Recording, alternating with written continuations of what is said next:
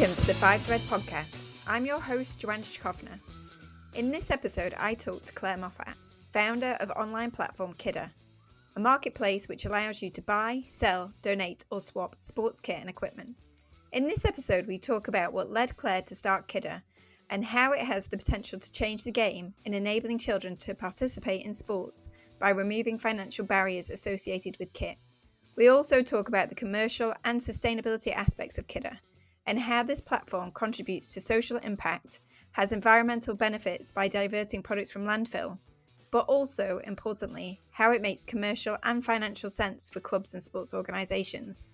What comes across in this episode is Claire's commitment to making affordable sports apparel and equipment accessible to everyone, and how we can reimagine the life cycle of sports equipment to promote sustainability in the sports industry.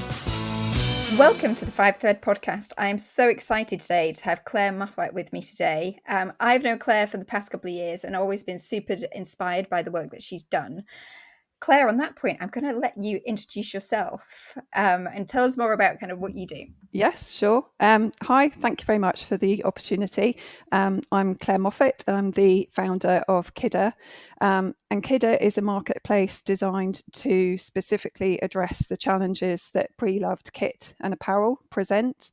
And that's both from the perspective of us as individuals, but also the challenges that major sporting organisations are facing as well. So when we initially launched the platform in 2021, it was very much with a B2C focus. And we launched with our initial 4 service propositions. So individuals could upload items to buy, to sell rather on the site, and then obviously they were available to buy. Unique to us, we developed swapping functionality, whereby if you were to, say, have a hockey stick and I had a tennis racket, you and I could connect to swap those items. And in that scenario, no money changes hands. The whole vision there is to keep those items in circulation. I was surprised to learn that actually the swapping functionality itself that we've created isn't an off-the-shelf solution from a coding perspective. So we had to design, build and create that code ourselves. So obviously that took us some time. And along that time, I spoke to many families who were in a position that they had these fantastic items of kit within the home that had either been grown out of or, wanted to experience a new hobby. And they were facing the challenge, what do I do with that piece of kit? So they needed the solution. And in many of those scenarios that they didn't necessarily want any money for that kit. They just wanted to make sure that the next piece, the next person benefited from it. So we also created the functionality, the donation functionality. So if an individual is in a financial position to do so, they can upload the item for donation. And then we've created the functionality that when that item is sold to the next person, 90% of those funds generated can be diverted to good causes. So that was how we sort of basically spent the last sort of 2 to 3 years really listening to people, really understanding what their needs are, what individuals sort of wanted. Then more recently, we've begun to explore how the functionality that we've created can benefit large-scale sporting organisations, specifically with their kit reuse programs, because the functionality that we've already created can benefit these organisations. Certainly from a fan perspective, so we can help these organisations engage with their fans, help them with the education piece, the engagement piece, the loyalty, retention, use the platform as a tool to educate their fans, to consider, what next, to consider the sort of useful life of the kit that they actually own and have, and promote waste reduction as well. And then it was interesting sort of considering the work that you have done in the past, in terms from sporting organisations' perspective, that at the moment a lot of the sustainability divisions and the sort of more corporate commercial departments are actually working in silo, but by integrating, using the platform as a solution, then those two key strategic objectives can still be met.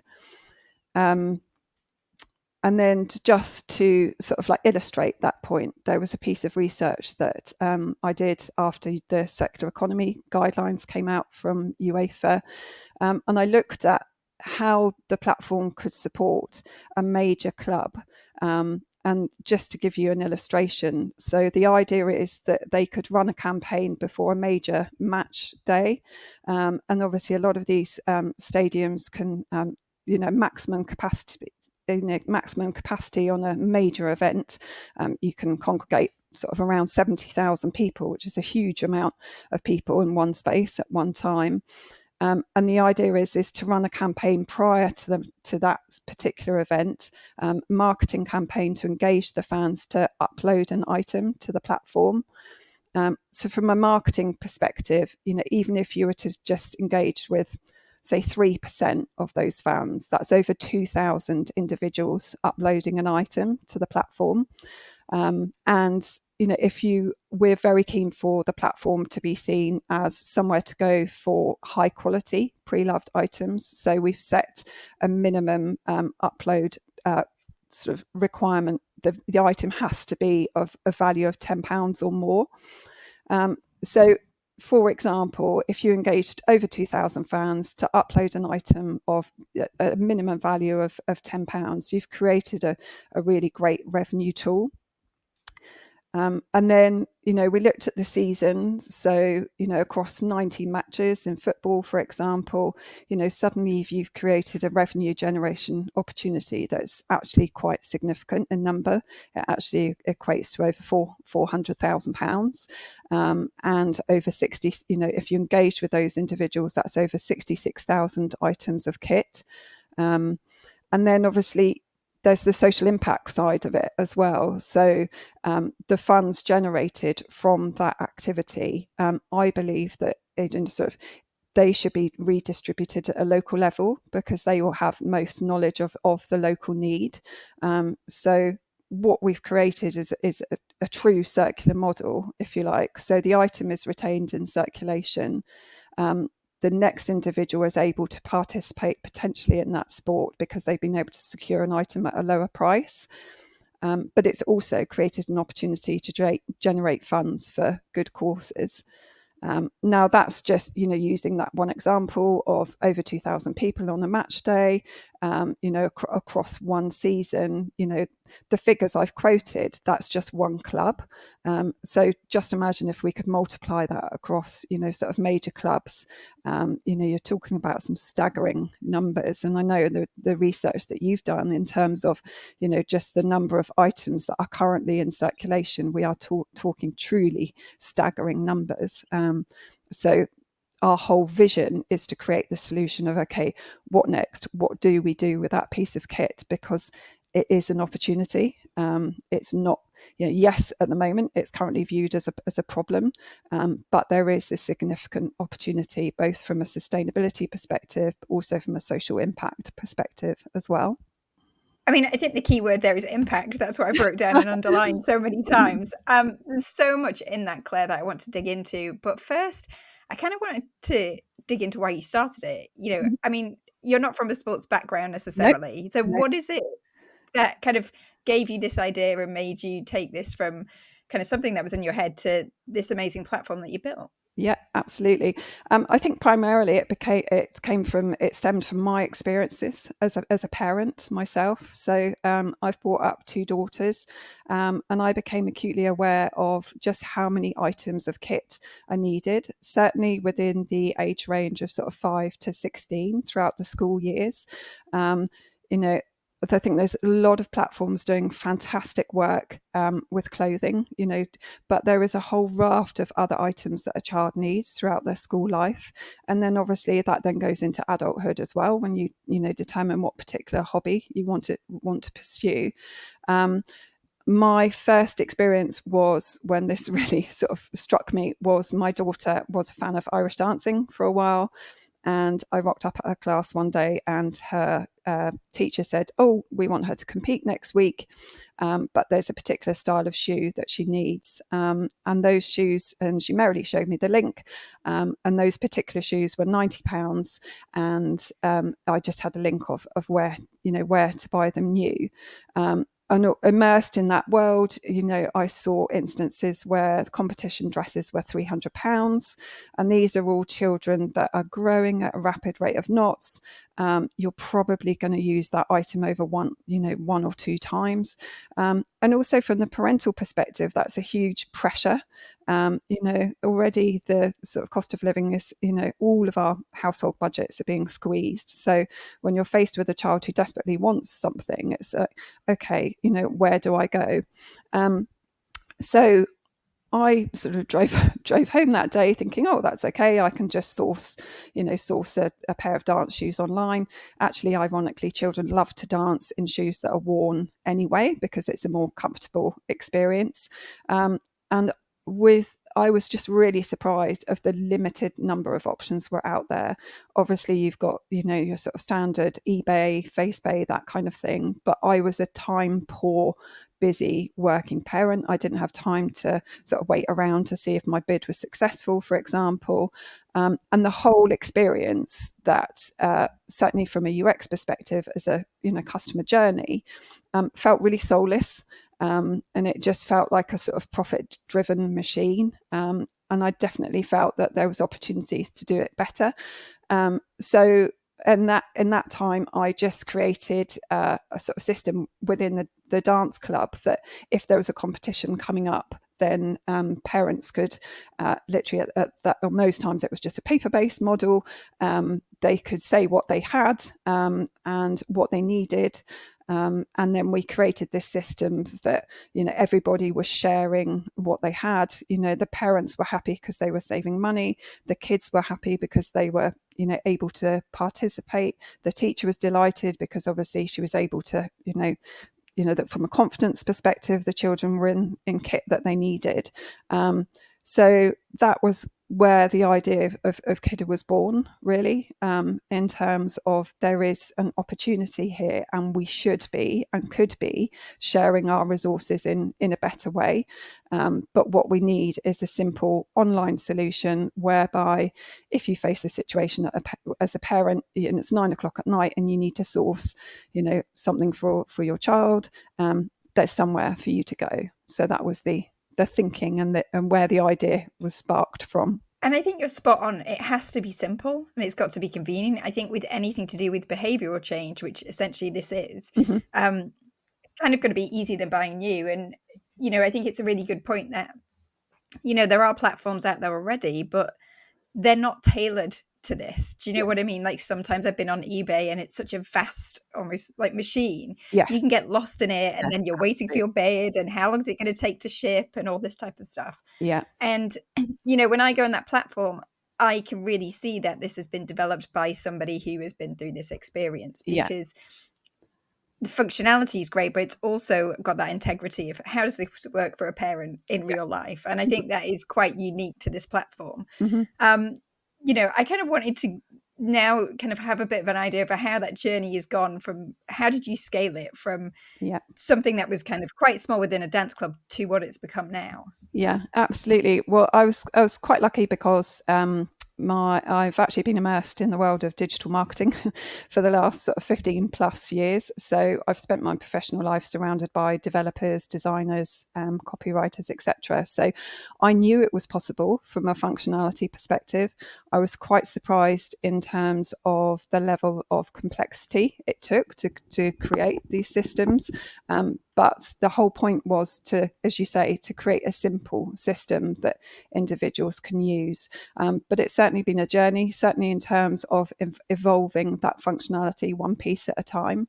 I think what's exciting now is when we speak to organisations that we can really expedite progress. So what I mean by that is we've been through the pain of the development of the functionality. So, we've tweaked the system, we've, made sure all of these things work. So say, for example, an organisation was say, okay, we want to engage with our members. This is a great way. We want our members to be able to buy, sell, swap, donate their kit. we're going to do this, it would probably take them at least a year to 2 years to evolve the functionality that we have done, and they would have to recruit an in-house development team, for example, and have somebody running that project. Yes, it's possible, but we're sort of, if you like, 2 years ahead of that, where the functionality is proven to work. So we're already there and can help expedite progress, definitely. And just within that, is that something where you see that clubs or organisations almost could partner with your site under the Kidd3r branding, or is it an option that they can almost have like a plug and play under their own kind of in-house? Yeah, absolutely. There's two options there. And absolutely, we can effectively have the functionality sitting behind the scenes that we've built. So if an organisation does want to understandably retain their own look and feel, or to demonstrate that this is our reuse program, if you like, then the functionality can absolutely sit behind the scenes. That's absolutely possible to do. But what we're keen to do really is engage with sort of from both perspectives. So enable the organisation to use this as a retention and inclusion tool for their members as individuals, but also benefit the organisation as well. So, and then we've got the whole other raft of possibilities with the overstock. And again, coming back to the research that you've done, this is a huge problem, and the platform, as you rightly say, if you effectively lift and shift that functionality elsewhere and direct it, then it benefits the organisation because their original look and feel and brand retains. But there's that signposting to, okay, yes, we're aware that this is a problem, and this is where you go to. This is what we're doing as an organisation to help solve the issue. Definitely. And just for kind of a bit of a context, when we talk about overstocks, 60% of professional football kit is incinerated or sent to landfill. Overstocks within the industry are kind of like a hidden problem. So I interviewed Nicole Beckers about this. She's been previous commercial head, and she was saying, you just have these volumes of stock and nobody knows what to do with them. And unfortunately, a lot of them do just get destroyed. So that's why I think it's so important what you're doing is creating the infrastructure to have that product life extension, because there's a lot of people who want to do good, but just don't know how. Yeah. And if you don't have a reliable platform, it's like, it becomes that too difficult problem. We'll save that for later because we're not exactly sure what to do. Yeah. And kind of on that, I wanted to kind of maybe ask a controversial question, but what I'm thinking is it would have been very easy for you to set up a platform where it was a resale platform and you could take a commission. Yeah. But you have purposely created a platform that also has swap and donate functionality. Yeah. And the benefit of the social good within that is massive. Yes. Why was that important to you to do that? Because a lot of other people might not have bothered, to be honest. I can understand that completely.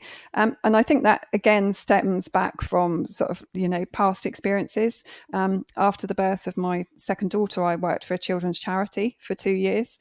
And I helped launch a children's centre in what was a fairly, I live on the south coast, actually deemed to be a fairly affluent area. And we specialised in this is when the government was supporting the Sure Start schemes, and we specialised in supporting disadvantaged families with children aged 0 to 5. And I became acutely aware of just how dire a situation that some families in the UK are in, and I think that had a really profound effect on me. I've spoke to parents that hadn't eaten for a couple of days because they needed the kids to eat. And I don't say that I don't say that lightly. I think if any family can be given an opportunity to ease the pressure of what everybody is experiencing, then it has to be, it's a good thing. And that is really important to me. And I do see, I'm very passionate about creating the platform to become an opportunity as a force for good, because it is currently a wasted opportunity. It's a wasted, we have created the functionality that can help these items be retained in circulation, but also use them to generate generate money. And I think, that's a really, really critical thing. And as I said before, I think the best people that are placed to know how to distribute those funds. And I know when we worked together previously with a project in Yorkshire, the individuals that were sort of close to the ground, they knew exactly who was in the most need.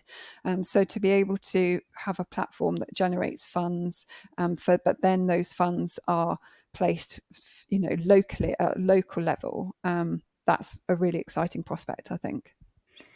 Definitely. And just to kind of give more background into that. So Kendall at Yorkshire Cricket Foundation, she'd started a kind of reuse project called Cricket within her locality. Yeah. And what really was brought home to me from doing that research was the fact that, certain sports like cricket are just prohibitive to certain parts of the public. They just can't afford to play because of the cost of the protective equipment. And speaking to schools who basically said it's not even on the curriculum because we can't afford the pads, people are just not getting exposure to these sports. And we know, especially when we look at the research to do with girls who play sport go on to lead, and actually they don't have the opportunity to do that because they can't afford the equipment either through school or independently, via their parents. We're not giving the young people the opportunities to go and pursue that. And I think that's why I'm so passionate about what you do, is because you are removing those barriers, and you're removing those barriers in a way that is very kind of like 21st century. Do you know what I mean? Like we had this idea of like, oh, we'll swap it with a neighbor, or we'll have like the WhatsApp group. But kind of, I just want a facility where I can go on, like you say, as a busy parent, 9 o'clock at night, like help me solve this problem. And to remove that barrier of money, I think, is so key and so important. But I'm sure this hasn't been kind of like a straightforward, easy road for you. I'm sure there's been some challenges and barriers. I wonder if you could kind of share a bit more about that. Yeah, sure. I mean, obviously we've been on this journey. We launched in 2021. It's now 2024. So we've sort of evolved, and tweaked things as we've gone along. I think Kidd3r was selected to do an accelerator program in 2022. And through that accelerator program, we looked at the strategy of, okay, how can we, the platform is there, the functionality is created, but how can we bring this to a national attention? How can we grow and scale? And one of the sort of problems was, okay, so at the moment we're just sort of operating, on an individual level. So, definitely with a B2C in mind, but actually this can be of benefit from a B2B perspective. So it was learning that sort of journey along the way in terms of, okay, how do we make that happen? And I think this is definitely something that's been evolving over, as you say, over the last couple of years. But the challenge is to secure that first critical mass of kit, and to gain that stakeholder buy-in at a senior enough level from these organisations to actually that this is no longer going to become a nice to have and sort of fairly low on the agenda, but actually this has to happen and this must happen. I think certainly in terms of it's actually getting higher up the agenda in terms of, as these organisations are seeing their membership and retention rates spiraling downwards at quite a scary rate, they are actively looking for solutions. But it's just securing that senior stakeholder buy-in, I think is quite a challenge. Obviously, we have the legislation looming, which I think will be a huge help. And yeah, it's definitely an exciting time, but it's definitely with its challenges. And I think certainly from my personal perspective, it's effectively having to wear a lot of hats at any one time. So I think when we first started the platform, we tried to be all things to all people. So, we started it with music, sports, tech, and hobby equipment.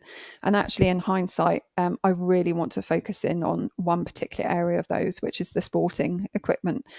Prove the concept works, because obviously not every individual is sporty. Some people want to be creative and participate in music, but we need to find a way of actually proving that this works at scale first before we can expand.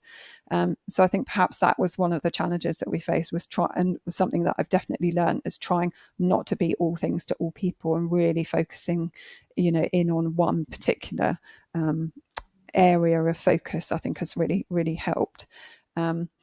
Then the obvious one in terms of running this alongside a very busy, pressured digital marketing agency. So effectively sort of doing this on top of the day job, if you like. It's interesting when we speak to people within the organisations as well, that very often they're trying to do these projects, these reuse projects, on top of the day job. It would be refreshing when, sort of, again, when it goes higher up the agenda, that individuals are given more space and time and budget to be able to, pursue. Because everybody, I'm yet to come across somebody that says, well, why would you want to reuse kit? And why would you want to, that's a crazy idea. Everybody agrees that this is a win-win-win solution for everybody. It's not like I'm trying to, sell something to these organizations that's just going to come, another line on the profit and loss. We're actually trying to create a good opportunity for them, with a commercial head on as well, that actually recognize that, whatever activity organizations do, it has to make commercial sense, which this does, because it is a revenue generation tool as well. So certainly from my side, it's wearing many hats. It's persuading large scale organizations to effectively partner with, we are a startup, but to give us that opportunity. Having said that, we've had some really encouraging, exciting discussions this year, so we are closer to achieving that goal. But yeah, that it's certainly not been without its challenges. I can imagine that. And I imagine almost it's going to be like the first one might leap, and then, you'll have hundreds kind of come on board very, very quickly. I hope so. I mean, I think there's 2 points. The first is that idea of leadership. And I think leadership in this space is lacking in terms of taking responsibility for sustainability in sports. I think there's some people who are doing some fantastic work. Absolutely. But, it can be an echo chamber, which is very siloed, like you say, with the sustainability departments working incredibly hard, and then commercial departments almost like sitting somewhere else in the building, and never the two shall talk. And that's why I'm always fascinated by solutions that kind of span both. Like, great, this has fantastic sustainability credentials across all the 3 pillars, economic, social, and environmental, but it also can make you money. Yes. And I think that's what's most important, is that it makes business sense. Yeah. So I really hope that, within a conversation, the right people are around the table. Do you know what I mean? And I think that can sometimes be the difficulty, is that sustainability departments are there 100%, but actually if the commercial department isn't in the room, it then has to be another conversation that happens later on. So I really hope that changes. And then coming back to one of your points, I think one of the things that will make it change is legislation. So there's a raft of EU legislation around apparel specifically, but things like the destruction of unsold goods will be prohibited. So potentially clubs will be left with a lot of overstock that they can't then destroy. What are they going to do with it? So I think there'll be a lot of drivers that really encourage people to take action. I think this is a great solution for them, because it spans both those kind of sustainability and commercial kind of tick boxes. I want to also ask about, how's it going? Like, you've been going for a couple of years now. We've talked about the challenges, but how's it going? Where are the kind of success points for you? Yeah, it's going really, really well. Really, really excited by sort of like the prospects that are sort of looming. Obviously, delighted with how the sort of pilot program went with Yorkshire Cricket Foundation last year. That was a huge success. Although we only ran it for a short period of time, for us it really was key, because it demonstrated it was effectively the first time the solution was presented to the public, and obviously it prove the concept of actually we can keep items in circulation, but also we can raise money for the foundation at the same time. So effectively it ticked that box. So really excited to have been able to have that opportunity. And it's definitely helped in future, the discussions that we've had over the course of this year in terms of, okay, this is not just an idea anymore. This is a proven concept. We have, and we have the sort of data to prove that, and the testimonials from Yorkshire Cricket Foundation to say that, yes, this was a good thing that we've achieved. So yeah, it's and I think it's encouraging, just what you were saying around. I think definitely as an area of focus, I think more people are coming together. So collaboration, definitely see more collaborative efforts, which is, in sort of the world of sustainability in sport, which is really exciting. So that's going well. As I mentioned before, we've had some really exciting discussions this year in terms of some really major players expressing interest in the platform. So I think it's definitely improving in terms of we are now becoming recognised and known as a solution for kit reuse, which is really exciting. But obviously, all of these things take time to build. And build your reputation. Not only are you building the functionality itself, but you're actually building a brand, building your reputation. So yeah, it's encouraging. It's really, really, really positive, and I'm very hopeful that 2024 is going to be a huge success.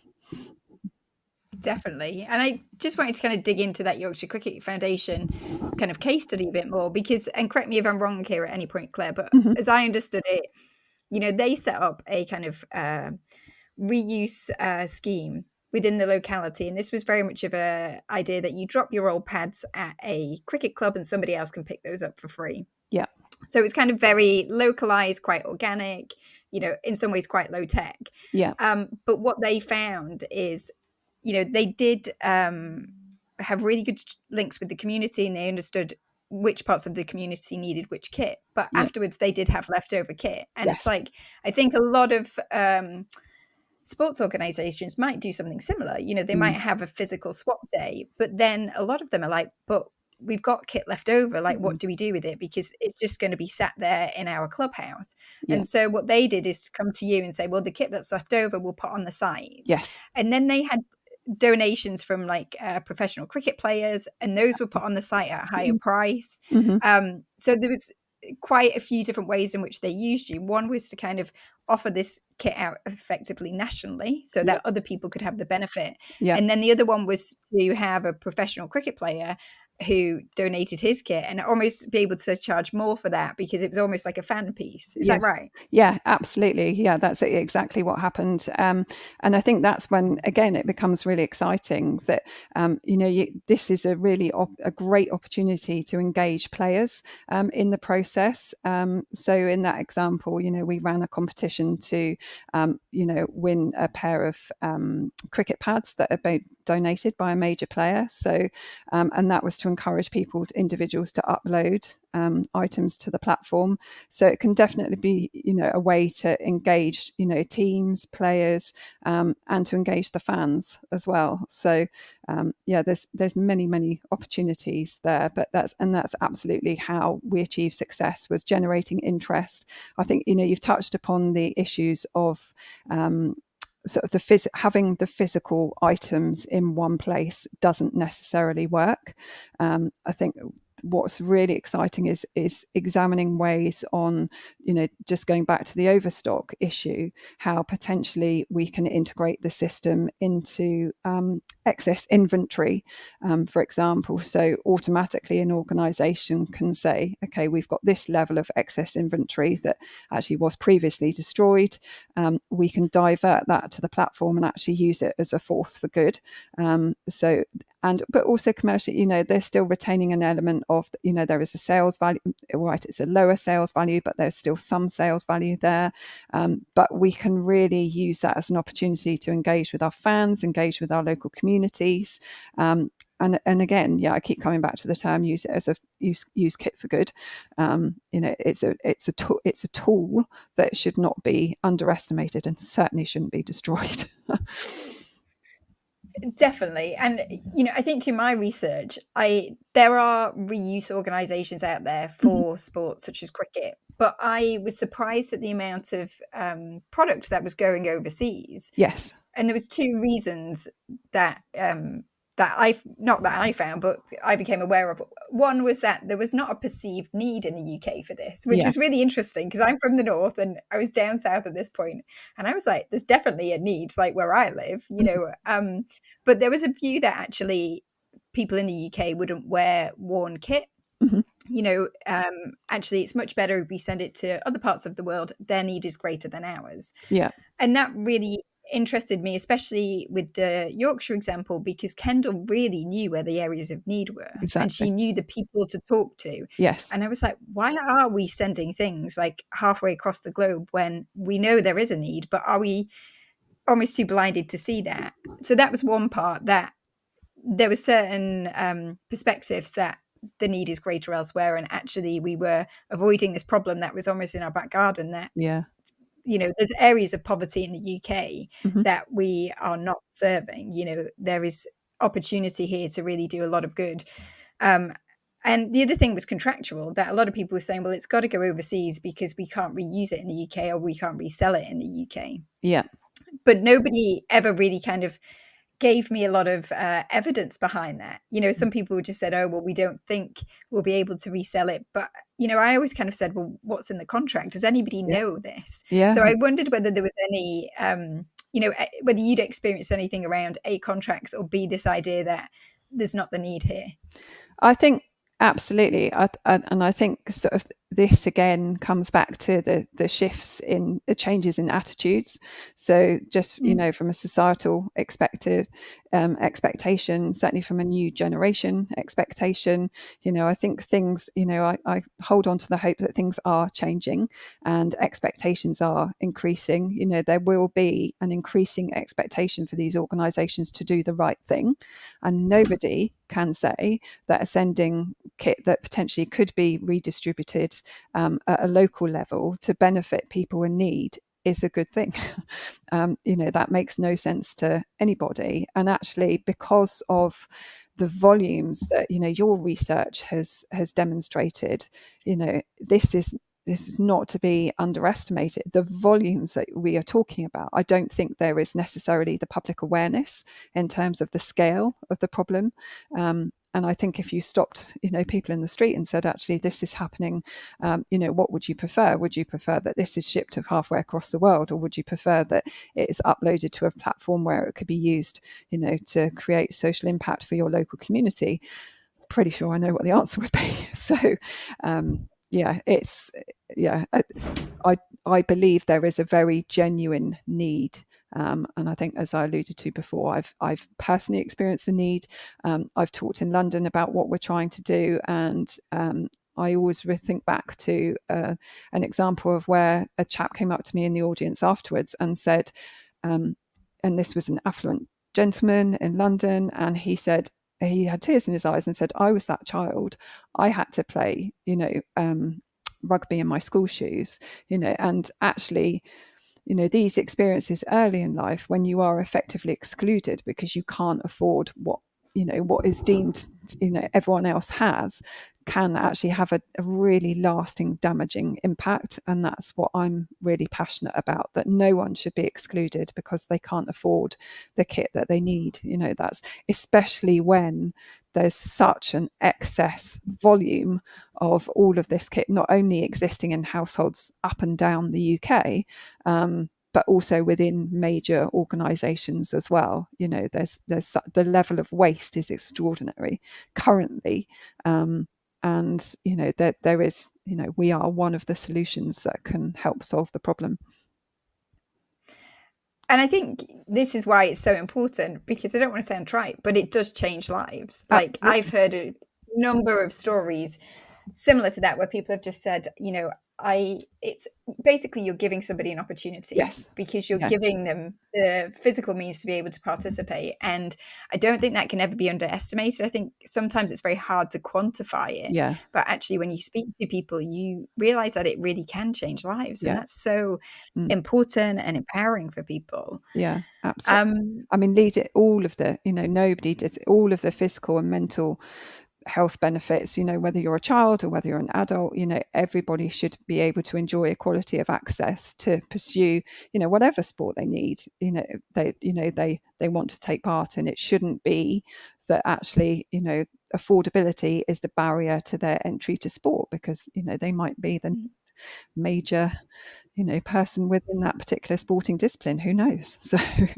and that's what you mentioned before about the challenges and what we've experienced over the last couple of years. That's certainly what makes me want to keep going. The moment that and again, we've developed reporting functionality behind the scenes that will enable organisations to be able to say, okay, this is the number of items that we've effectively swerved from landfill or going overseas.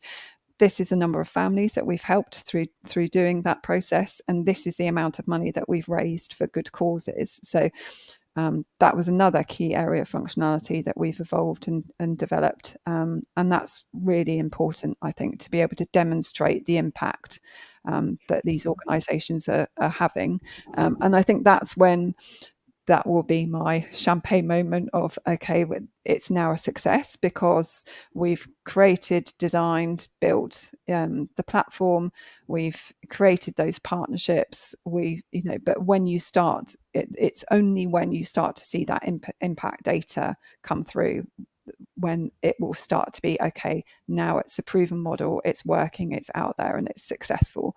And the day that we've been able to donate X, or an individual organisation has been able to make a large scale donation because of a kit reuse program, will be a fantastic day. and I also don't think we can underestimate the importance of measurements. Like, I've been to so many conferences where everybody's talking about how do they measure their impact, Yeah. and people just don't know how to do that. So to have a tool to be able to do that for you Yeah. is groundbreaking in some ways, Mm. because it takes away that pain. Yes. I think everybody is trying to justify investments, and I totally get that. But if you can have that measurement tool already embedded in this, in the service, then it's going to be fantastic, just in terms of the ease of use, and the logistics for Yeah. the club. We've created that, and then again came from the work that we did with Kendall with Yorkshire Cricket. The very real need to be able to demonstrate the impact, and obviously appreciate that is going to become increasingly important, in years to come. That from a data collection perspective. So yeah, we have created that, and there's some really exciting developments on the horizon as well. We can go further. There's a lot of the work that we did with Impact Central, for example. There's some really exciting impact specialists where this is their particular area of expertise. So it would be great to work with them to not only yes, currently we can say how many families we've helped and how much money has been generated for charity, but there's all sorts of other impact tools that could be embedded into the system that I think would be really exciting, and it's all possible. It just needs the sort of collaboration and the will and desire from major organisations to be able to do it.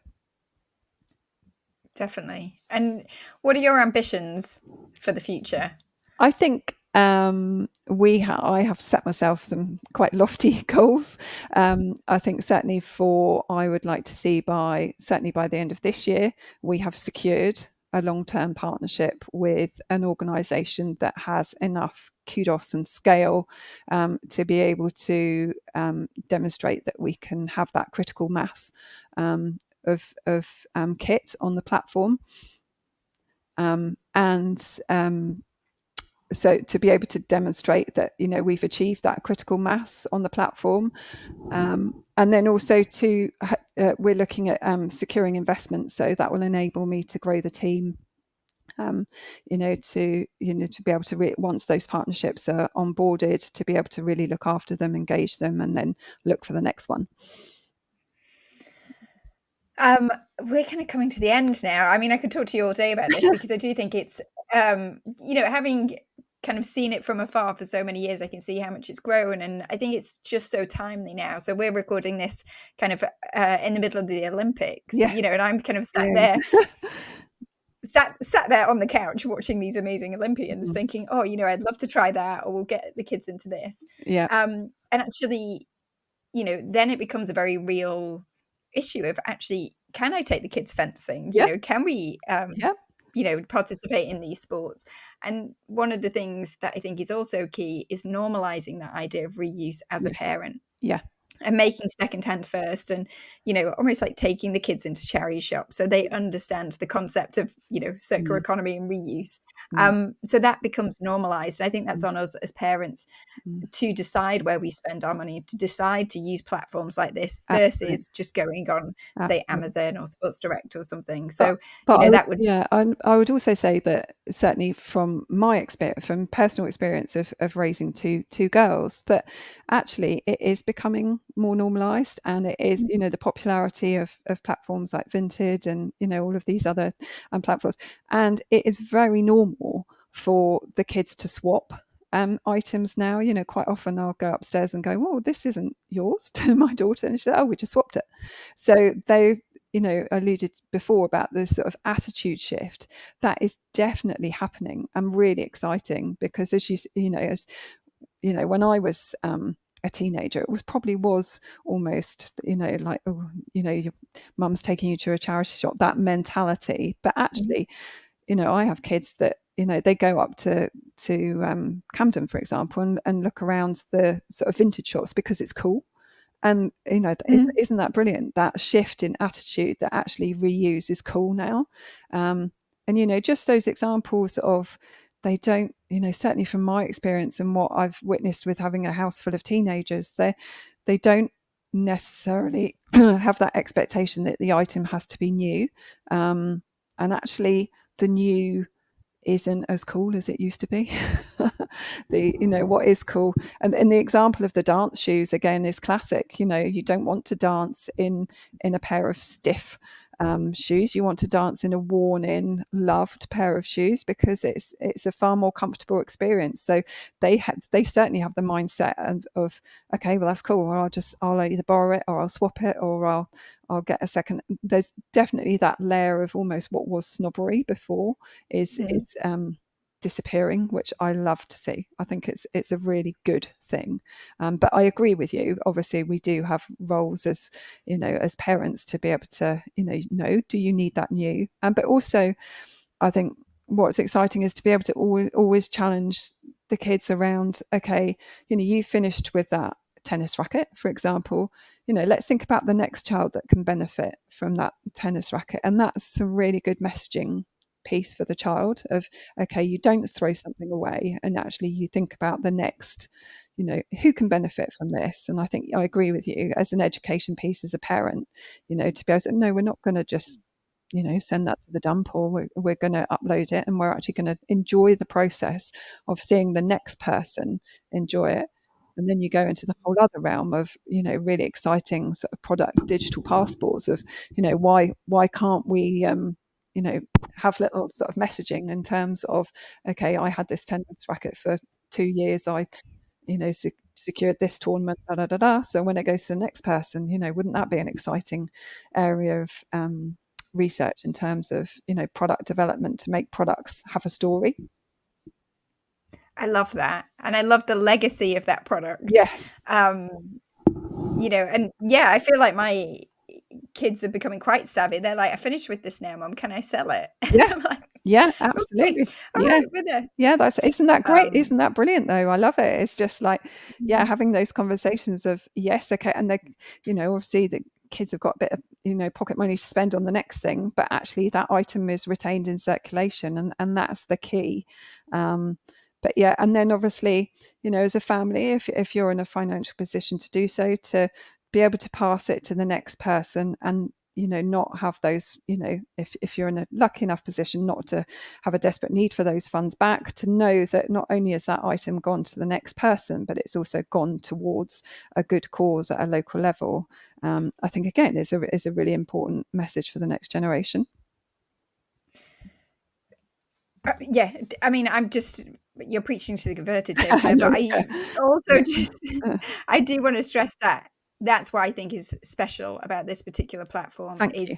that it's not just designed as a resale platform or as solely a commercial endeavor. Mm-hmm. It really has a lot of heart and a lot of thinking behind it in terms of that social sustainability, in terms of being, enabling people to participate, do that swap, do that donate function. Mm-hmm. And I'd really encourage people to check out the website. We will put all the links in the show notes. Thank you. But is there anything that we've not covered today that you'd want to share before we leave? I don't think so. More, I guess one ask from me would be that, if anybody listening is part of a large scale membership organisation that they feel could benefit, to get in touch.